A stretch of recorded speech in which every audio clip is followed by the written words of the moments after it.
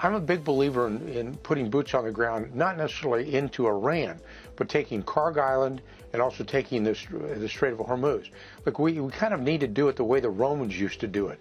You need to put your legions on the ground to secure the territory and give them confidence that they can do it, that we can open up the strait. Look, I know there's risk involved. There's always risk involved. But those kids, those young men and women, they understand the risk involved on taking both Kellogg and opening up the Strait of Hormuz as well. So they've got the ability to do it. The amphibious ready groups for the Marines, they can open up the lower half of the strait, do it. And then I turn around to maybe the 82nd Airborne Division or Rangers or somebody like that to take Kellogg Island.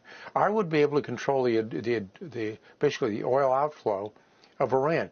And then when you start talking to Galibov, who's the name that you hear being mentioned, who's the Speaker of the House of Iran, that gives them more leverage to do it. You basically cut off their economic lifeline. President Trump saw that in 1988 when he mentioned he should take Kellogg Island. And he's the only president that's had the guts to be able to launch forces into the Gulf region to take control of it.